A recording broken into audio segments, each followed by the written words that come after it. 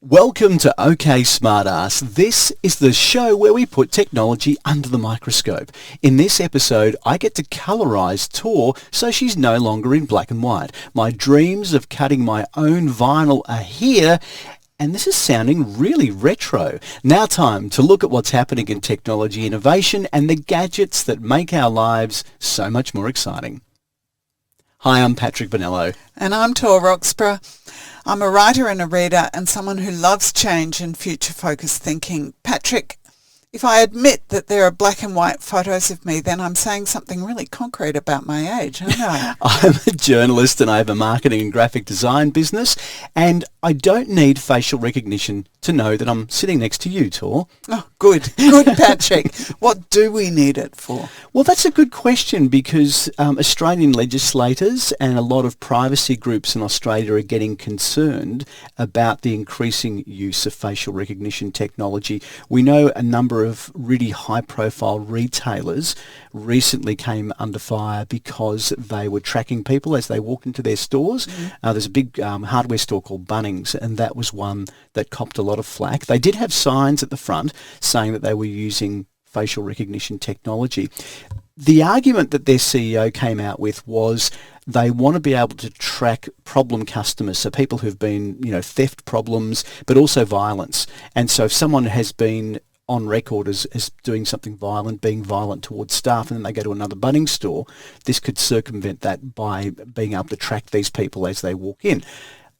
I don't have a problem with that when it comes to protecting, particularly on the weekends. There are a lot of young people and elderly people who work there in part-time jobs. And I like the idea of anybody who's a real problem, but it's where is that data being stored is my big question. And that's the thing that I have concerns with. So if you're going to be tracking my face, I want to know where that information is then stored. What are you worried might happen to your face in storage? Like what could be the negative consequence of bad storage? I guess the key thing for me is the data privacy aspect. We've just seen over how many million Australians caught up in this data breach with Optus, one of the second biggest telcos in Australia, and it's one extra level of, I guess, in terms of our facial recognition. That's a really exclusive thing just to us. It's not like you can get another license and replace the license number. This is my face, and this is a key part of who I am and what identifies me. So my biggest concern is where that data is being stored and what it's going to be used for and how secure it is. I'm more and more mindful now of my personal information, and I don't want my biometrics going out somewhere else. I think that you're in line with what the Human Technology Institute, which is operating out of the University of Technology, Sydney, is saying. They've talked about the face being a special case. Yep. So I gather you're feeling like that. I'm wondering, though, with those stores that were using facial recognition, whether really there was enough of a problem to justify it. I mean, I know you say aggression, theft, but those things have always been with us, and obviously they've managed in the past. Maybe, there was a solution looking for a problem rather than a problem that needed a solution. So what other, nefarious methods or means would they want to be able to track their customers? Are you talking about marketing potentially? Tor walked in and she walked out with this item, this item, and this item? No. It's more, I'm worried about misidentification. Right. We know people of colour can sometimes be misidentified, and we heard an awful story out of the US in one of our earlier podcasts where there was a young black girl who was refused entry to a bowling alley because it flagged her as somebody who was a problem person, and it wasn't anything to do with this poor young girl. It was everything to do with the fact that the technology didn't work. The Human Technology Institute has they've developed some model legislation that they're presenting to the Australian Attorney General as a sample of what the legislation they feel could look like.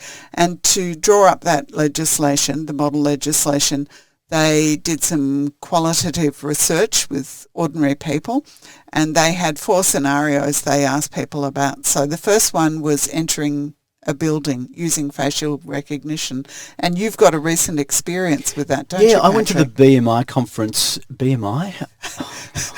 Body mass index? No. Well, I went to this broadcast conference in Amsterdam, as you know, and the way that it worked was I had a QR code on my phone, but I'd already uploaded my photograph so that when I went to enter for the first time, it matched the barcode, or the QR code against my face, and I was able to generate my entry, my lanyard and all that sort of thing straight away. So it used the biometrics, and it made the system so much quicker. So that was a good positive experience. Fantastic, yeah. No typing in anything. It was there. It knew who I was.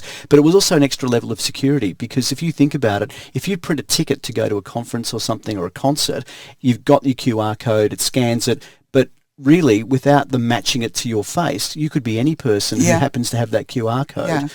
So in terms of transferring that ticket, so this matched it up by using my face. So I liked it. I thought it was really good. It streamlined the process, and it was an added level of security. So I didn't have a problem with it. So similarly, the second scenario was verifying your identity for applying for a home loan. So that's another case where it could be an advantage. It could make things more efficient and make sure the right person is applying for the home loan.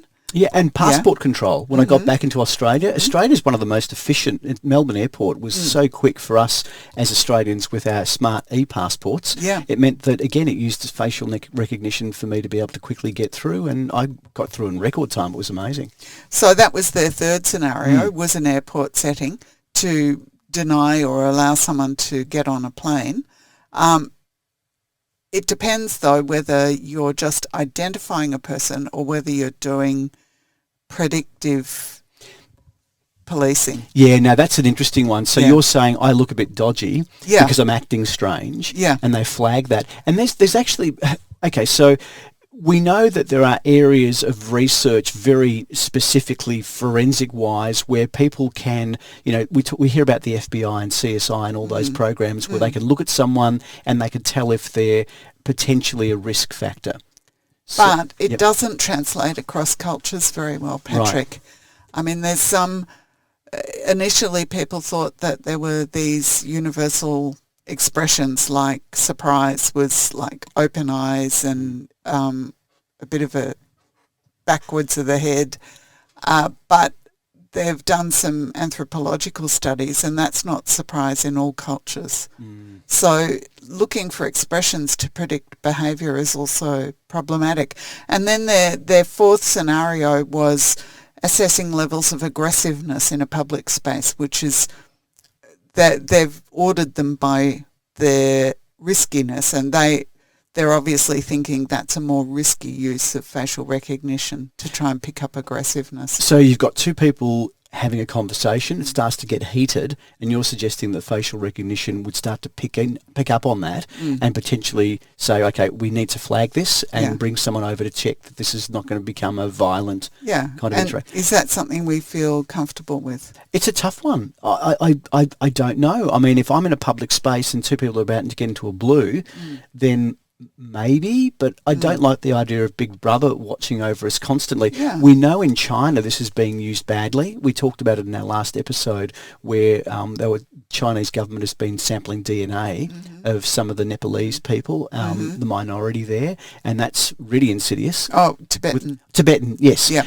So that's really quite scary to think that there's a database of people who, without their knowledge, are being, having their DNA put in there. And the same thing could happen with facial recognition. And there was also in China, again, some buildings where you had to be smiling to be... Before you come in, I found that quite funny. And I'd love to put them at the front door of my house so that when people come over, only the nice, happy people. Yeah, I only want happy people. Nice guests. Yeah.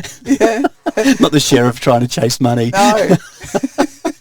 Well, look, it's funny that we talk about facial expressions because I love this next story because it's thought that if you're using autonomous cars, there's a concern, particularly EV vehicles are quite quiet, and pedestrians can take risks. And I've encountered this as a driver myself, where you see a pedestrian, you think, are they going to run across now or are they? Yeah. And so we've all encountered that. And their behaviour, they're also reading you, aren't they? Yes, they're exactly. looking at you. They're hopefully looking at you, trying to work out whether you're going to press the accelerator or whether you're going to wait for them to cross the road. Now, in an autonomous car, that won't Yeah. happen because you'll be a passive driver, not really paying any attention. You might be reading a magazine or Exactly. something. And so the car's going to be doing a lot of that. Yeah. So there's been an interesting road safety innovation in Japan, Yeah. and it's basically attaching big googly eyeballs to the front of the car. It's really funny. It looks awesome.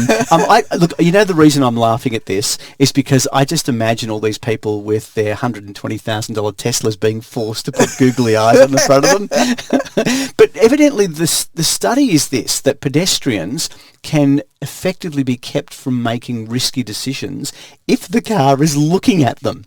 Yeah. So they're less likely to take a risk. So these googly eyes on the front of the car will actually swivel either to look at the pedestrian or look away from the pedestrian, depending on the circumstance. So what they're saying is that pedestrians are less likely to make that risky choice of running across the road If the car's not looking at them. or is looking at them or looking at them. Oh, yes, is looking at them. Yeah, exactly. Yeah. It looks ridiculous, but it's so funnily ridiculous. Yeah. But what an interesting school of thought, though. So it's actually the Graduate School of Information Science and Technology. That's the University of Tokyo.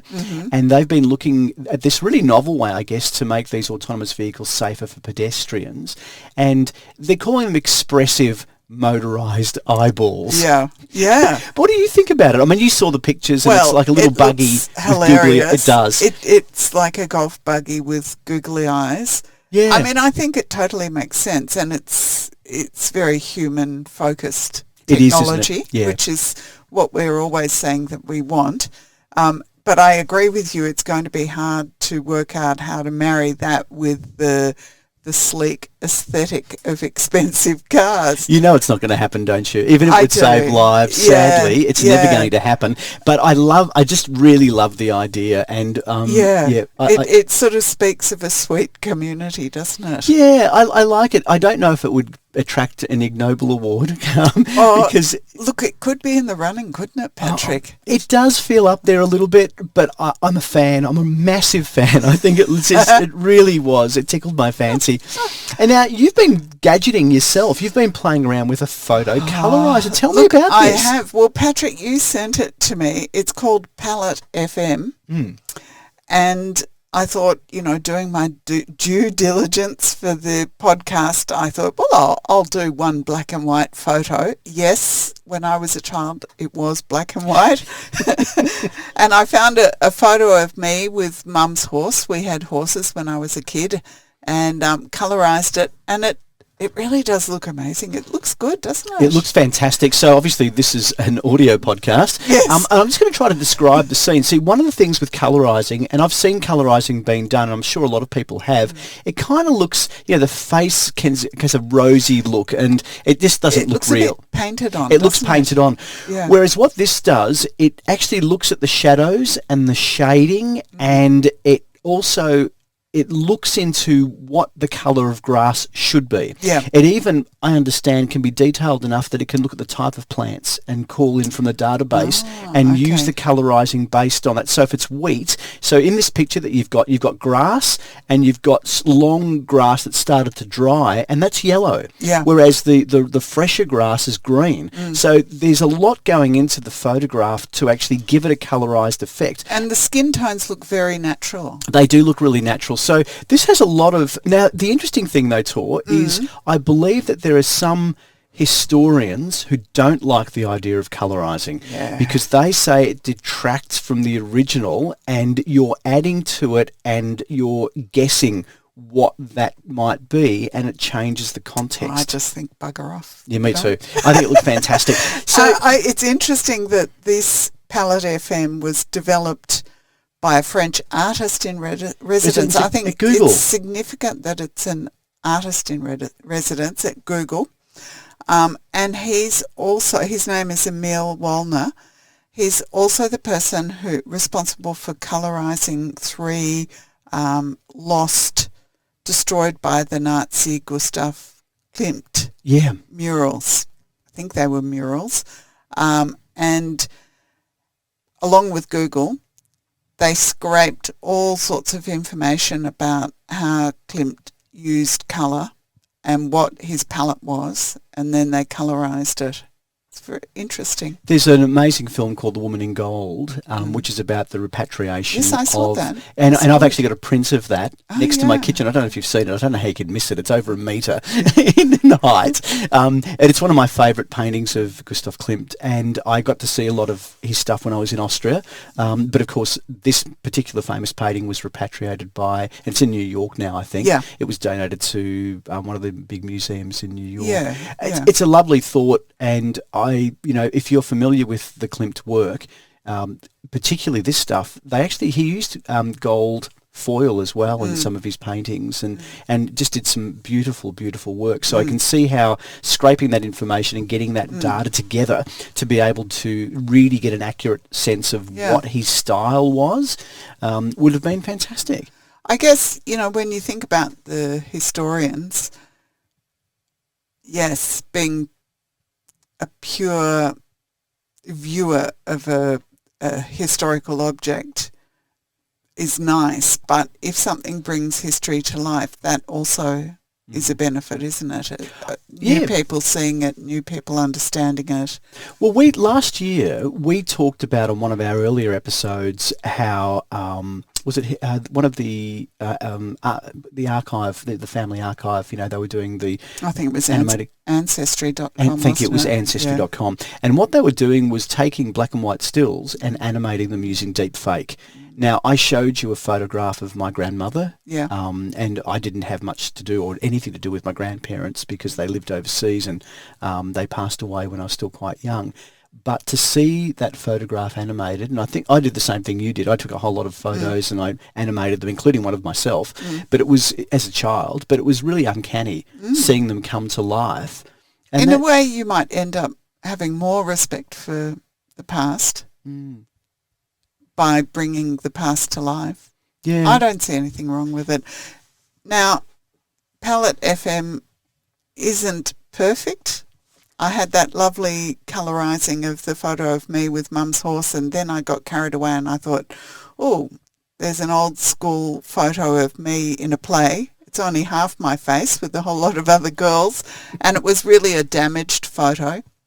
And the first pass the system did was quite good, but the uniforms were all kind of a beige colour, where in fact they're a gingham check, a green gingham check. And the system says that if you correct the text, the AI will do a better job colourising the photo. So I corrected the text and I said, green check gingham, schoolgirls, school play, painted backdrop, landscape on painted backdrop, and then ran it through again, and it did a terrible job. Yeah, it looks like it's a Kermit the Frog reunion concert. They're not quite all green, but there's a lot more green in there than I would have imagined. Yeah, so you've got to realise these things are not perfect. They're new. I think the first pass was probably the best option. Giving that little bit of splash of colour can really bring so much life to a photograph. So I think, and could you imagine if you had an elderly parent or grandparent and you were able to, present them with a whole lot of their old photos colourised? Yeah. Wouldn't that be lovely? I've got a photograph of my grandmother that's been colourised, but it's been colourised the way people did it traditionally. It's been painted on top of the photo. Wow. Right. Now, I've got to talk. I'm so excited about this next gadget. You tried to buy it. I did. Were you buying it for me for Christmas? No, I was going to buy it for Casper for his birthday. Oh, well, that's okay. It's for your son. That's all right. Yeah, too bad, Casper. So this is really interesting. So there's a company called Teenage Engineering, and they've done some interesting gadgets, and they've come up with a device called a Record Factory, and it's a record player, but more than just a record player. So it plays vinyl, but it can record to vinyl. It's not hi-fi, it's actually lo-fi, but you can record about 3 minutes of audio onto traditional vinyl. Amazing. Isn't that fun? So you cut your own records? You're literally cutting your own records. Tell us about hi-fi, lo-fi. Oh, I think it's just the fidelity of the sound is mono rather than stereo, so you're not getting the quite the quality, but you're still able to cut a vinyl record. Amazing. I mean, I've got some old 78s that I play on a wind-up turntable, and they're amazing and they're crackly and all that sort of stuff. But the fun of it is being able to listen to a vinyl record. So I love this, and I think when you buy it, you get about 10 blank discs that come with it. Yeah, and and it only cuts like 3-minute. Yeah, because of music, it's quite small, and it's depending on what it's running at. So it's either 45 RPM or 33, and there are going to be people in our audience who don't even know what that means. Yes, revs per minute. Yes, it exactly. Is, Revolutions per minute. Yeah, that's right. But I think it's a really cool gadget. It was $149 US, and it's sold out. Did you say it's sold out? It's sold out. I love that these people can come up with this sort of stuff, because I didn't know whether it was a Kickstarter or whether they were actually doing the selling. I don't think it was a Kickstarter. Yep. I think it would be a good addition to your collection of my collection, gadgets. Yeah, so okay, maybe Christmas. I'll consider it, Patrick. There you go. I'm not much of a present giver. No. Patrick keeps giving me presents.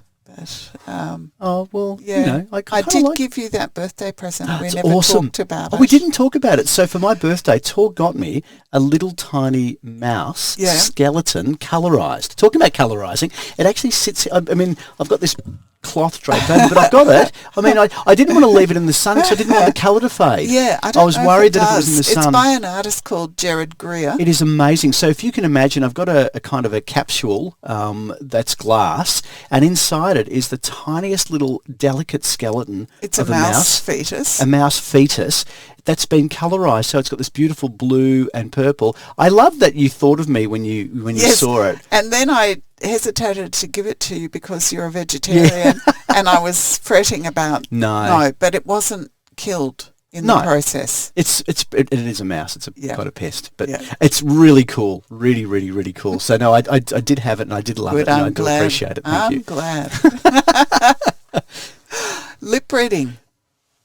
AI lip reading. Yeah. I was really surprised by this because I was operating under the assumption that people who had hearing problems and lip read were really good at it. And I'm not suggesting they're not good at it. No. But the accuracy level is actually really, really, it's challenging for people to lip read. I was really shocked as well. It's something like only 25% Yeah, accurate? 1 in 5 words they can accurately guess. And then I looked into why that was the case, and what it seems to be is that when we enunciate words, it's not just our lips that form the word, of course. Where our tongue placement is, the shape of our tongue, the way that our teeth are positioned as well. Yeah. So we can make a statement, and some of the word is actually formed before our lips move, and that's why it's hard to lip read, because the lips do form a crucial part about the phrasing of a word, or the phraseology, but there's a lot more going on behind the scenes that we don't see. And I was saying to you before the show, Tor, that there was one of the things, a stupid thing we used to do at school. If you voice the words without saying them, and you lip read the word, or say the words, my left shoe, that looks exactly the same as I love you. And I don't know how I remember that, but yeah, by saying my left shoe and not saying it, it looks the same as I love you. So it was a stupid thing that happened at school. There you go. But the AI system is much better. It's at 80% accurate. Yes. That's phenomenal. Yeah. So this has lots of ramifications, and in one particular area that this was really vividly brought out a few years ago, where they used forensic lip readers to be able to bring this to life. Peter Jackson, who was the director-producer of Lord of the Rings and shot to fame. Such an awful movie. Lord of the Rings? Really? Yeah. Oh, God, dreary acting. Oh, I was going to... I love the book. I was going to... me too. I was going to force a friend of mine who hasn't seen it to do a marathon with me. Oh, that's torture, isn't it, Ben? I know that I'm the outlier and that everybody else loves it. Well, I love the books, and you've got to read The Hobbit first if you haven't. Yeah. Get The Hobbit first, then read the Lord of the Rings series. And look, I fell in love with the books. Tom Bombadil wasn't in them, and I loved the character of Tom Bombadil. Anyway, I'm getting too nerdy here. But what he did there's a documentary called They Shall Not Grow Old. It was back in 2018, and it was about the lives of British and New Zealand soldiers who went through the ordeal of World War One. And what he did was, it was colourised, and then they used these forensic lip readers to try to work out what the soldiers were saying. Ah. And they had very, very accurate, high accuracy. But how would they know? Well, we don't know. Well, that's the thing. Now we're questioning this. But he used a team of forensic lip readers, and they were trying to guess or guesstimate, I guess, the different utterances that were made. And they were saying they were so precise that they were even able to determine the dialect and the accent of the people who were speaking. Amazing. It's also the case that context really helps. So I guess in that case, they knew a lot about the setting and what was happening at that time, maybe even down to the point of what was happening on that day and where those soldiers were. Right, so you're thinking contextually, so pass me the Vegemite. If you've only got 1 in 4 words, but you know all of that surrounding detail, then that would help. Yeah. Yeah. Okay. Yep. Potentially. Well, the other thing is that this technology has a lot of applications, particularly if you think of young children who might have hearing impairment and. And spies who've got their own needs. And spies who have their own needs. Yeah. Look, I don't think spies even do anything anymore. They sit behind a computer somewhere in Russia or China or somewhere. Yeah. All that sort of park bench handing over newspaper it's kind stuff. Of sad, isn't it? Yeah. Miniature cameras. End of an era. I know. Yeah. Oh well. Yeah. Stress, it's a part of our lives, isn't it? Yeah. And I was fascinated that I know that my dog knows more about me than I realise, and that they're exceptionally sensitive to smells and other senses that we just don't know. Yeah. However, it's believed that dogs can sniff out stress on the breath of their owners. Yeah. It's funny that, because I know in the morning, most often, my dog walks up to me and smells my breath. Oh. No, but what's the conclusion? Well, maybe he's just checking. Fritz goes, we're in for a bad day today. Maybe. I don't know. Maybe he's just kind of deciding whether I need more love and care that day. It could be anything. Yeah.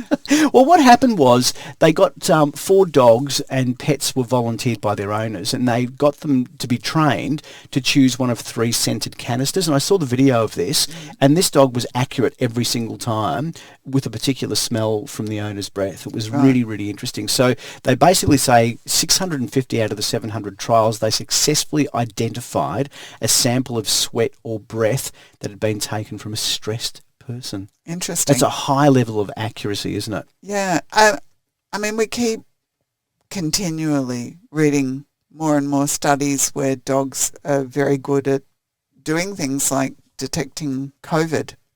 Yes, in medical studies and cancer. But we don't seem to be very good about taking that research and applicating. Yeah, making it sort of useful in the community. And they talked about the fact, it's difficult to, bring dogs into the pathology lab, and there are some practical limitations, but I really do hope that they work out a way to use dogs in an ethical way to help humans with health, because it seems like there's certainly lots of room to do that. Yeah, and look, there are dogs used in lots of different aspects. I know when I was travelling around at airports, they use them as drug sniffing and all that sort of stuff. Look, if they could use them for early diagnosis, that would be amazing. That you could do, it's not invasive. As long as the animals are treated well and they're looked after, I think that's the main priority from my perspective. It'd be wonderful if that was the case, and that they could be used in such a proactive way. And I've had, I've got a friend of mine who is vision impaired and uses a seeing eye dog, and that's has made his life so much more accessible, makes the whole world more accessible when you've got a seeing eye dog. So, if we can use them in that way, but make sure that they're cared for, that's the most important thing. Yeah. EV batteries is an interesting one. We talk about electric cars and how important it is, I guess, in terms of range anxiety. I read a really interesting article just this week, and I know we haven't spoken about this, but it was a motoring journalist got one of the low-end models. When I say low-end models, one of the cheapest models in Australia of EV car, and it was the MG. And he talked about driving. Okay. Yeah, so he drove the MG around the place, and he didn't use the term range anxiety, but he suffered exceptionally from range anxiety, saying that the problem with a lot of EV cars is what they suggest they can do in range isn't reality, Right. depending on road conditions and all the rest of it. Yeah. So there are problems in Australia with a country this big. We've spoken about this many times, that range of EV vehicles is problematic. This could solve all of those problems in one go, because this new breakthrough in battery technology could mean that an EV car could be charged within 3 minutes. Golly. If you're using conventional charging and you haven't got the high capacity chargers and you're just plugging in at a hotel or something, you might be waiting 12 hours for your car to charge. 3 minutes is staggering. I can't believe this. But what's even more interesting, this is a study at Harvard, wasn't it? Yes, and it's a solid-state lithium metal battery. Yeah, and what they're talking about is the capacity increasing. So the standard lifetime of a lithium battery is, I think, about 2,000 to 3,000 recharges.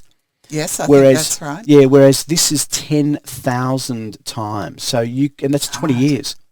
Yeah. The battery could last 20 years and only have to be charged in 3 minutes. That's amazing. I mean, it's amazing not just because we want better ranges in our cars. It's amazing because those resources, those, rare metals, we don't want to have to dig them up and use them and waste them. It's much better if they last a long time. Yeah, that's right, because if your battery only lasts, 5 years, then over the life of the vehicle, compared to a 20-year battery, you're going to get 4 times as much use or more. So this Harvard University team founded Adden Energy, and they've come up with this solid-state battery, and as opposed to the lithium-ion ones, and it really could revolutionise how we see electric vehicles. Now, I'm going to stress they were only using very small batteries. We're not talking vehicle-sized batteries yet, and they're talking 3 to 5 years away. But the other thing that fills me with a bit of hope is that if they're doing this research now, we know there are other labs around the world that will be doing the same thing. So there is hope yet that this whole notion of going to EV vehicles could become a lot more realistic. Yeah. And it's going to save, as you say, those precious rare earth metals. There's so much research going on with batteries, isn't there, Patrick? I think it's a user demand thing. We use batteries in our phones. We use rechargeables so much under so many different circumstances. And it's really become a rechargeable world, hasn't it? When you think about how much we rely on our devices and now cars as well. So that's going to be a very big part of it. And if we solve the battery problem, then there's only the transmission problem because... Getting the power in the first place? Moving the power. Moving the power, Moving the power. Because the power itself is from a free source, so it's amazing. The future's bright. The future is bright. There you go. That's a positive spin. And the future it's an interesting future for people and those suffering from Alzheimer's disease, or is it? Well, it's a bit hard to tell. Okay. Sometimes with studies, the way they're presented can look like it's a really exciting breakthrough, and then when you dig a bit deeper, maybe it's not so clear cut. So for a long time, people have focused on the build-up of amyloid plaque in the brain, and a lot of failed drug research has gone into maybe if we could flush that plaque out, that could treat Alzheimer's and, have a really positive impact on people's lives. There's a new experimental drug called lecanemab, and it was in the news in recent weeks talking about 27% less decline after 18 months of those who took the drug. And I thought, wow, this is incredibly exciting. We haven't had any good news about treatment for Alzheimer's for ages. But then there was a lengthy article on CNN about the fact that, well, it's not so clear-cut. So one of the reasons it's not so clear-cut is these studies rely on a double-blind method so that people are not aware, and people and their carers are not aware of whether they've got the placebo or whether they've got the drug that they're studying. But the problem is that one of the side effects of the drug are bleeds on the brain, which means you know straight away. Yeah. Yeah, I see. So that sort of unwrapped that mechanism that gives you the good quality results. The next problem was that 20% less decline, that the method they used to measure that was a questionnaire filled out by the caregiver. So that's a little bit subjective. It's a little bit hard to tell whether you can rely on that. Yeah, there's a lot of variables in there, and I guess it's the human factor.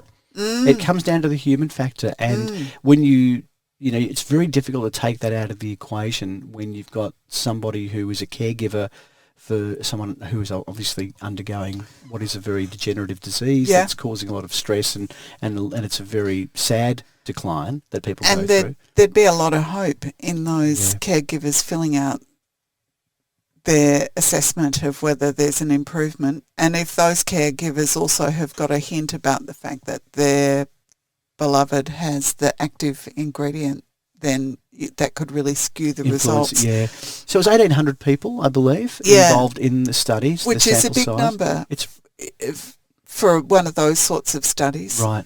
And also the other thing about this study is that they were treating people earlier. Now, this is kind of a bit of an aside, but interesting. So the only way that in the past that they could detect the amyloid plaque was at autopsy. Yes. Obviously, too late to treat anyone then. But now they've got better scanning technology. They can pick it up earlier. So they're trialling this drug much earlier in the disease. So it may be that if there is an improvement, it's related to the fact that they're getting in there earlier and slowing things down. So it's neither really clear whether this is great news or not so great news. But yes, it's interesting. So we'll just have to see further studies. Look, because Mum suffered from Alzheimer's and passed away, I've got to say this is a close to my heart area. Yeah. And I just think, you know, if any of these studies where they're trying to look at the positive effects of some sort of treatment for what is an awful illness and an awful affliction is got to be positive. And if sometimes people can leverage off these studies too, that's the thing, because there are different kind of streams of drugs, different families of drugs. And so if one drug seems to be working and it's from a particular family of drugs, then potentially other researchers using similar drugs could potentially be able to assist. So I'm positive. I think it's a good story. Yeah. So we'll see. Obviously, they're going to be able to do some more interesting studies based on this. It is very expensive. So a year of treatment is $28,000. Wow. So that if it is only giving hope, that's very expensive hope. So we'll see. I have been skeptical about the Tesla robot. Yeah. And of course, it's been built up so much. And I guess the problem is if Elon Musk passes wind, we all know about it. And quite often it's either from both ends. Now, look, I don't know. I'm giving him a hard time. I know I'm giving Elon Musk a hard time. And he's one of these people, I think you've got the real fanboys out there. Fans who absolutely love anything that he does, and then you've got the dissenters and people who just think that it's all about pomp and it's all about smoke and mirrors, and I tend to fall to that category a little bit, and I've got to try to leave the emotion out of it. But of course, Elon Musk has been talking about having the Optimus robot. Yeah. And is that a copyright thing? Because, one wonders. Optimus Prime, although titles are not, titles and I think names are not copyrightable. Yeah. Yeah. Anyway, so he did a reveal. He talked about the fact that by September, October, he extended it 1 month, that he was going to reveal this amazing home robot that suddenly... Domestic robot. A domestic robot. So we got to see it. Yeah. I noticed that he had about a team of 4 people nursemaiding it, hovering around it, waiting for it to fall on its face. Yeah. So I'm not sure how confident they were in it. Yeah. Look, I was a little bit underwhelmed. I have always been so excited by the Boston Dynamics team and the stuff they do with their robots. And I know that you were saying earlier that, well, we only see what they want us to see. Yeah, it's stage managed. It is stage and managed. I have read yep. that it takes a great deal of trial and effort and precision programming for Boston Dynamics to produce those amazing kind of parkour-like videos of their robots jumping and spinning and dancing. Yep. But there was no way that Optimus was jumping and spinning he was and dancing. moving pretty He slowly. was creeping yep. across the stage, Yep. looking like a very old man. I was going to say about 110-year-old man, Yeah. So, look, eventually what he is saying, what Elon Musk is saying, is that you'll be able to buy your own robot for $20,000. Yeah. Now, that's a big price difference, too, because it was a lot more initially. I thought the figure kind of add another zero to it or something. Okay. But he's saying by 2027... is affordable, isn't it? Did you buy one? It would depend what it could do. Well, I was thinking Lovebot. Oh, no. I don't think so. No, to care for you in a loving way. So what were you thinking for? So the Tesla bot was codenamed Optimus, and as you said, it's shuffled across the stage. And look, I don't know. Do I want a robot at home? I have a dog to love me. Look, a robot vacuum cleaner. Let's pledge. Yeah. Let's pledge to get a robot vacuum cleaner, and then we can talk about whether we want robots in our house or robot. not. Yeah. I mean, we're just talking out our asses. Proverbials. Yes. Yeah. Yeah. Look, I don't know. I think that, one of the things they did say that they're using the Tesla self-driving technology. So there's actually a lot more similar to the Tesla tech that goes in their cars than goes into their robots. And what he's saying is that this could be the next evolution of Tesla itself. I guess the bots. problem is that we don't know what he's doing that's different from those other robot makers. Like we also saw in the past week, well, I don't know if you looked at the video, but I did the chip frying robot arm. So if you think about a fast food outlet, instead of the teenagers, shuffling the baskets full of frying potato chips, the robot arm is just whizzing on a gantry, pulling the chip basket out, hanging it on the dripping rack, serving up the chips, doing a really great job. Well, a better job than a human being, and there's less chance of injury as well. Because I'm a big proponent of robots taking over jobs that are dangerous. Yeah, so this is a fantastic idea. It doesn't have to be a full-bodied robot. It just could be a robotic arm. And the problem is we don't know with Elon's robot, we don't know how it's different. Like, why is it going to be better? We don't have any insight into to what is he doing a radically different approach, or is he just running behind everyone else? I don't know. Yeah. I kind of feel a bit creeped out by the idea, because the robot would also have to have some way of communicating. And I'm thinking of my Google speaker or my Alexa or an Alexa speaker walking around, following you around and talking to you. It's bad enough that I've got one of them in every room anyway, and I do talk to them all the time. But I'm not sure if I wanted them fully mobile and wandering around the house as well. Yeah, true. I don't know. 2027, so depending on when you're listening to this podcast, it may not be too far off. Yes. Do you remember when the Dyson robot, the domestic robot's meant to happen? I think it was 2025, wasn't it? Can't quite remember. I think it was 25 or 27. Yes, that's only Maybe a few. 30. Did you? No, I thought it was less than that. I thought it was more recent. So, washing my dishes. Well, I've got a dishwasher.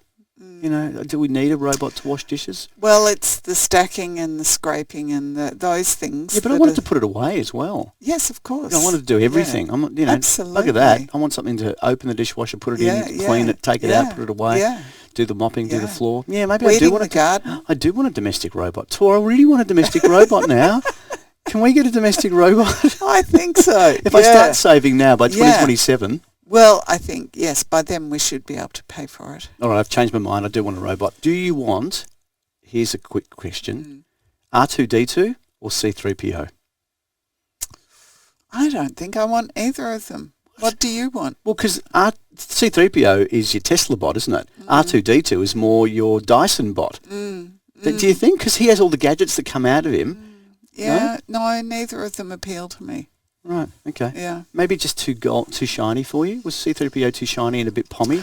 Yes, a bit and the other one was posh? a bit sort of blocky looking, Oh, I liked R2-D2. Oh. I've got Sphero made a remote control R2-D2 you control with your phone. Okay. Which I've got. Yeah. It really kind of fun. Well, you can't have any domestic robot because Fritz the dog I don't know how it's really going to I think I'm going to have to borrow... tremendously threatening for Yeah, you. I'm going to have to borrow my mate Josh's, who I travelled around with. I'm going to have to borrow his robot vacuum cleaner and trial it. Yeah. Because I don't want to go and spend all this money on a robot vacuum cleaner and then distress Fritz.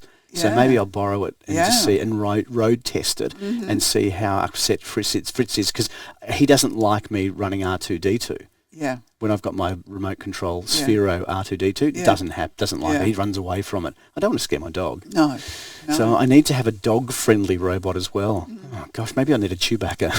It's furry. Maybe that would be better. More. That would be better. Okay. Well, I mean, Chewbacca wasn't a robot. I'm not I'm a nerd. I know who Chewbacca was. Yeah.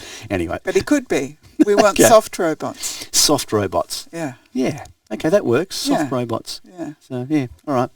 The US Federal Communications Commission is looking at trying to regulate what happens with space junk. Now, I'm assuming that any regulations they put in place is only going to be for US companies. Yeah, but it's quite influential. So previously, the expectation was that your space junk shouldn't be allowed to linger up in low Earth orbit more than 25 years.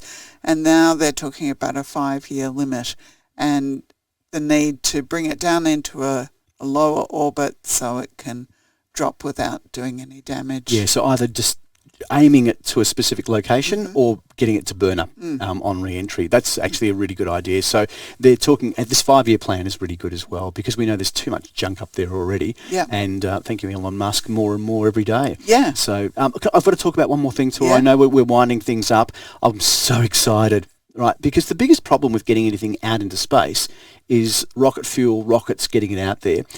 But NASA has got a thing called a SpinLaunch, and the SpinLaunch system was able to catapult a payload into the sky for the first time. Yeah. Okay, so what it does, just imagine a really cool high-capacity winch.